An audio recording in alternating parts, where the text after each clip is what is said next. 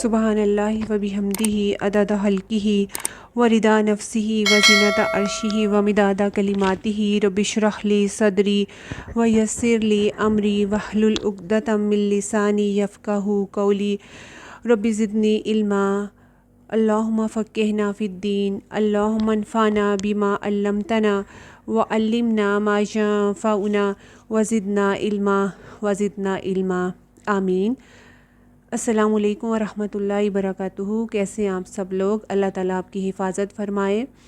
Lesson number 7 आयत number 10 to 16। पिछले lesson में हमने दूसरे गिरोह के बारे में जो पक्के काफिर थे ईमान ना लाने का पढ़ा, और तीसरा गिरोह वो जो मुनाफिकीन का था, जो ना पक्के मुसलमान थे ना पक्के काफिर यानी मुनाफिक। इनकी कुछ सिफ़ात हमने जानी थी। ये लोग ज़ुबान से तो ईमान का इजहार करते थे मगर दिल में ईमान नहीं था, और ये अल्लाह और मोमिनों को सिर्फ धोखा दे रहे थे, मगर ये धोखा खुद को दे रहे थे, अपना ही नुकसान कर रहे थे। मगर क्या था, शऊर नहीं रखते थे, अक्ल समझ नहीं रखते थे। तो इन्हीं की मज़ीद कुछ खुसूसियात हम आगे जानेंगे।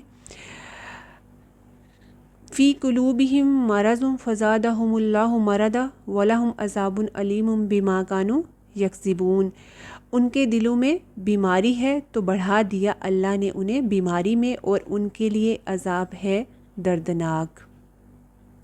फिर अल्लाह ताला मज़ीद उनके दिलों का यानी मुनाफिकीन के दिलों का हाल खोलते हैं।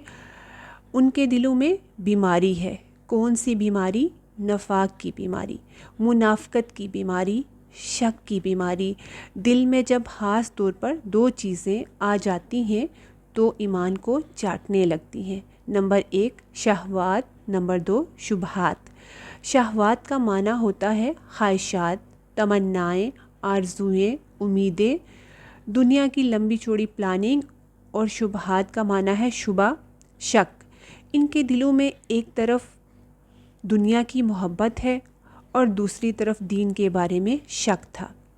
ईमान पक्का नहीं था, बस बढ़ा दिया अल्लाह ने उन्हें मर्ज़ में। फ़ज़ादहुमुल्लाहु मरदा, यहाँ फ़ा जो है वो सबब यानी कि उनके इस मर्ज़ के सबब के लिए है। फ़ा सबब के माना के है कि जब उन्होंने इसका इलाज नहीं किया तो अल्लाह ने बढ़ा दिया मर्ज़। कोई भी बीमारी जिसका इलाज ना किया जाए, क्या होता है अंजाम? वो बढ़ जाती है, हत्ता कि क्या हो जाती है, ला इलाज। तो किसी भी बीमारी को अगर शुरू में पकड़ लिया जाए तो इलाज हो सकता है। इसी तरह हम भी अपने आप को चेक करें।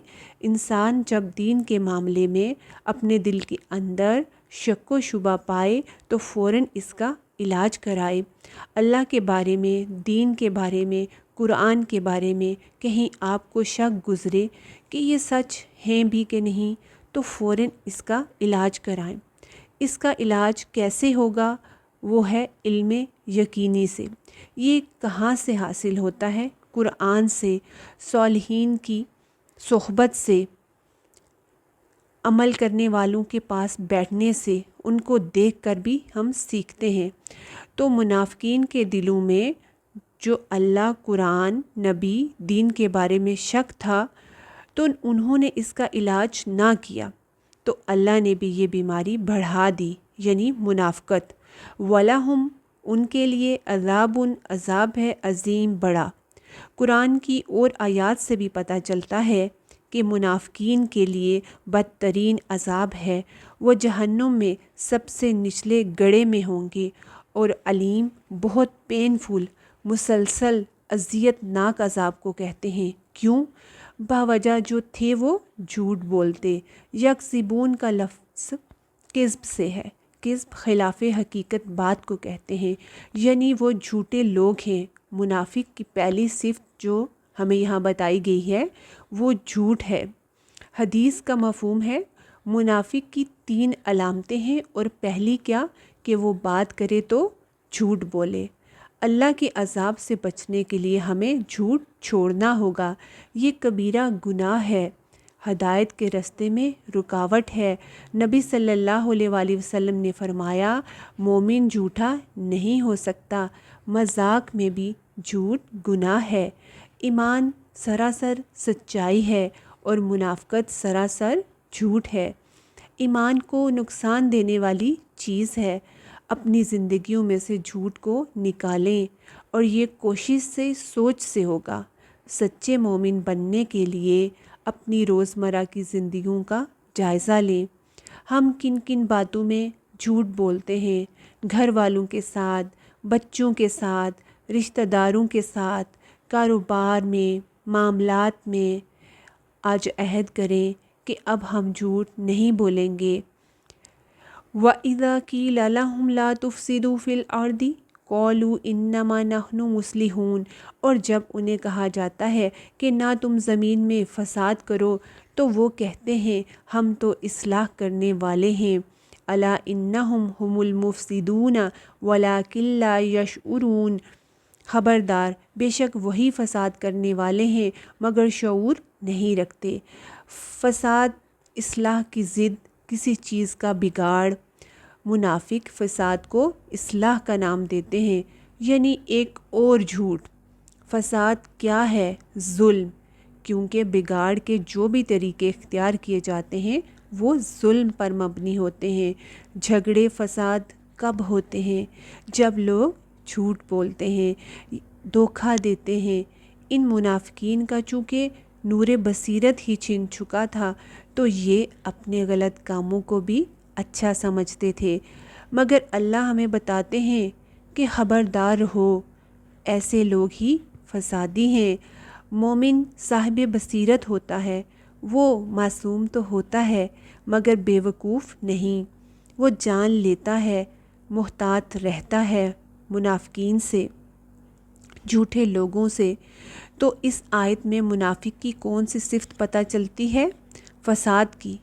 ہم خود کو بھی دیکھیں کہ ہم کہاں ہیں، کہیں ہم جھوٹ، دھوکہ، ظلم میں تو ملوث نہیں، اور پھر خود کو اصلاح کا کار بھی سمجھتے ہوں۔ ہمیں اپنا محاسبہ کرنا ہوگا۔ ہماری وجہ سے کوئی فتنہ فساد نہ گھروں میں پیدا ہو اور نہ باہر، نہ لوگوں میں، نہ رشتوں میں، سب معاملات میں فساد کو دیکھنا ہے، اپنے شعور کو بیدار کرنا ہے، ورنہ منافقین کی طرح خود کو صحیح سمجھتے رہیں گے اور آخر میں پھر نقصان پالیں گے۔ اذا قیل لہم آمنوا کما آمن الناس قالوا انؤمن کما، اور جب ان سے کہا جاتا ہے کہ ایمان لاؤ جیسا کہ ایمان لائے اور لوگ، تو وہ کہتے ہیں کما آمن السفہاء الا انہم هم السفہاء، کیا ہم ایمان لائیں جیسا کہ ایمان لائے بے وقوف؟ خبردار بے شک وہی بے وقوف ہیں۔ وَلَٰكِن لَّا يَعْلَمُونَ، مگر وہ جانتے نہیں۔ یہ جو منافق ہوتے ہیں نا، ان میں سرکشی بھی ہوتی ہے۔ منافق خود کو بڑی چیز سمجھتے ہیں، دوسروں میں سے برائیاں چنتے رہتے ہیں، اور جب ان سے کہا جاتا ہے، مراد کوئی بھی شخص کہتا ہے تم ایمان لے آؤ، یہاں کسی خاص بندے کی طرف اشارہ نہیں ہے۔ ایمان لے آؤ، کیسا ایمان؟ جیسا کہ ایمان لائے دوسرے لوگ۔ الناس، یہاں مراد مخلص مومن ہے، صحابہ جیسا۔ تو منافق کیا جواب دیتے ہیں؟ کیا ہم ایمان لے آئیں؟ انؤمنو، حمزہ جو ہے سوال کے طور پر یہاں پہ نہیں آیا بلکہ تحقیر کے طور پہ آیا ہے۔ کیا ہم ان بے وقوفوں کی طرح ایمان لائیں؟ سفہاء صفی سے ہے، کم عقل، بے وقوف کو کہتے ہیں۔ تو یہاں بے وقوفوں سے مراد ان کی مخلص مومن تھے جو اللہ اور رسول کے لیے تن من دھن قربان کرنے کے لیے تیار تھے، جبکہ منافق دنیاوی فائدوں کے لیے کام کر رہے تھے۔ مگر اس میں شک نہیں کہ ایسا سمجھنے والے خود ہی بے وقوف ہیں۔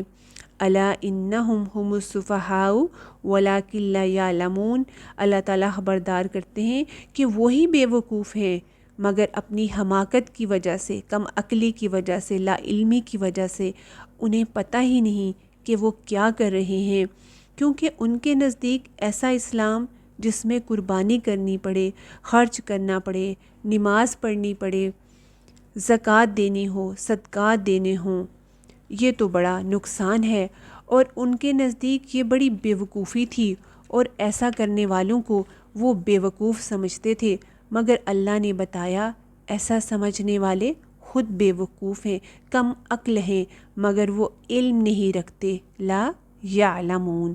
اگر وہ علم رکھتے تو خود کو نقصان نہ دیتے۔ ہم بھی علم حاصل کر رہے ہیں، انشاءاللہ خود کو نقصان نہ ہونے دیں گے۔ ہمیں حقیقی فائدے کو دیکھنا ہے، عارضی کو نہیں۔ منافق علم سے عاری ہوتے ہیں۔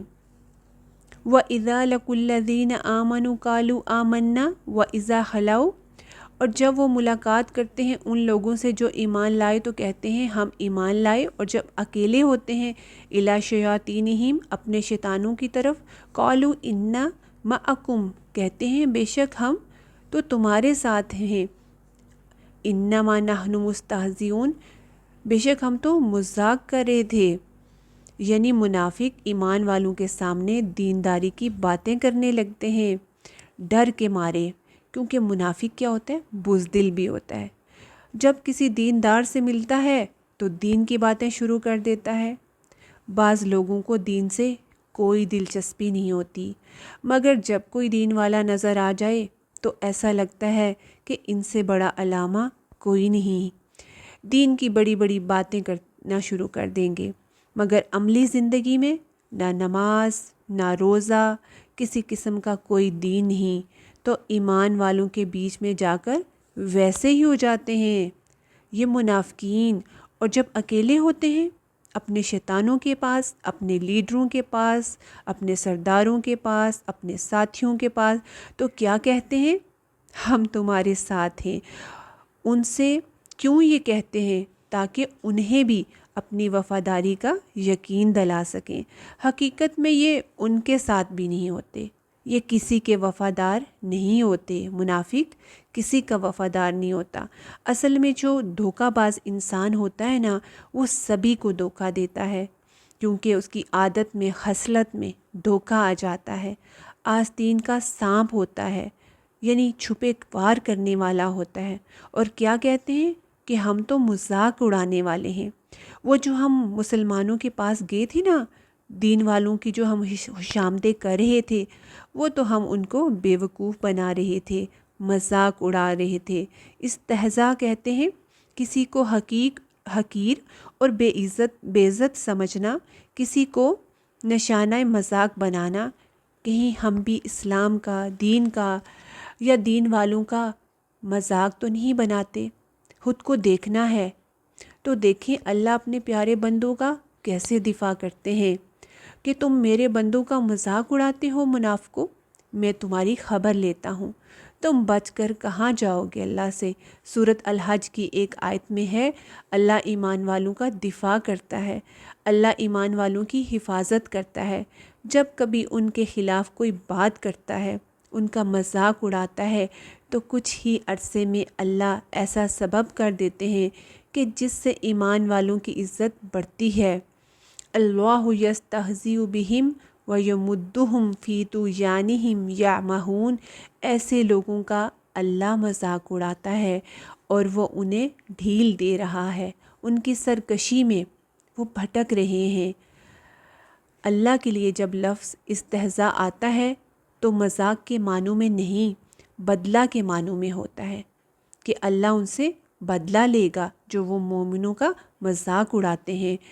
دنیا میں بھی جو کسی کا مذاق بناتا ہے، ایک نہ ایک دن اس کا بھی مذاق بن کر رہتا ہے۔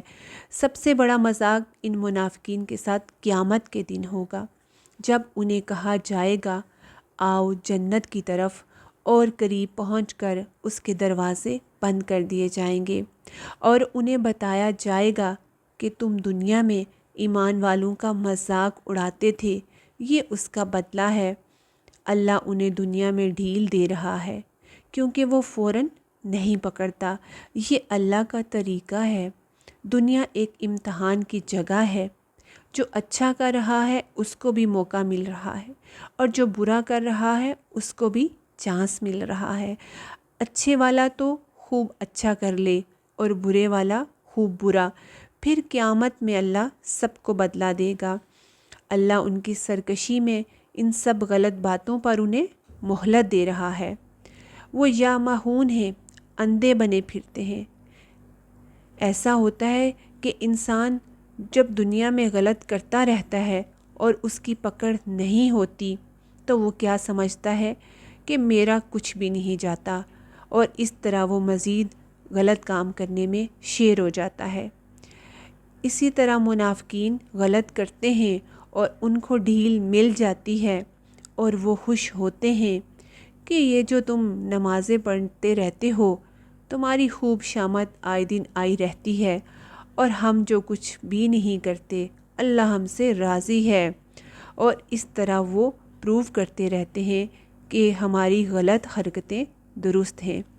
کچھ لوگ اپنی غلطیوں کو درست ثابت کرنے کے لیے اپنی دنیاوی خوشحالی کے بل بوتے کو دکھاتے ہیں۔ ہر درمی کیا ہے؟ اللہ تعالیٰ کی بات جان کر عمل نہ کرنا۔ اولئک الذین اشتروا الضلالۃ بالہدی فما ربحت تجارتہم وما کانوا مہتدین۔